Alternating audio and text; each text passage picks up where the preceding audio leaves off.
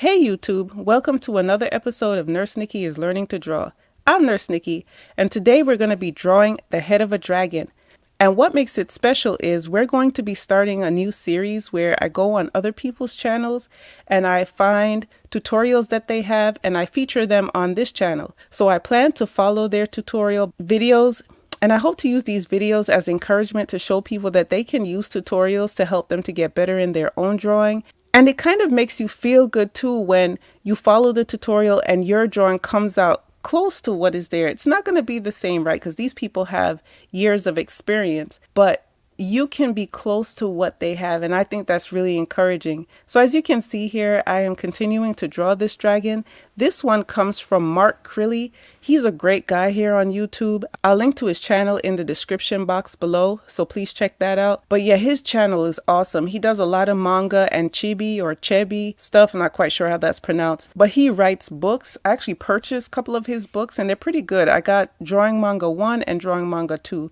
I've actually tried to practice some of the drawings out of there, but they're really good. His channel also features, he does realism on his channel. He does cartooning as well. It's just a nice, well-rounded channel. He's very established in the YouTube community. He's been on YouTube for many years, and I just enjoy watching his artwork. He's a very laid-back guy on YouTube. No flair, no flash, just good artwork, just amazing work. And as you can see here, this is the dragon head taking form. And by this point, I was so excited to be able to get to something that looked kind of like what he had in his tutorial. His is more refined, obviously, but just wonderful work. He does a lot of pencil, paper, markers, watercolor artwork. I decided that I was going to replicate what he did using digital art. It's just where I am in my life right now. It's just the better way for me to try to do artwork. But I tell you, it was fun to follow this. And as you can see here, I'm coming towards the end. I really did enjoy going through his tutorial and seeing what my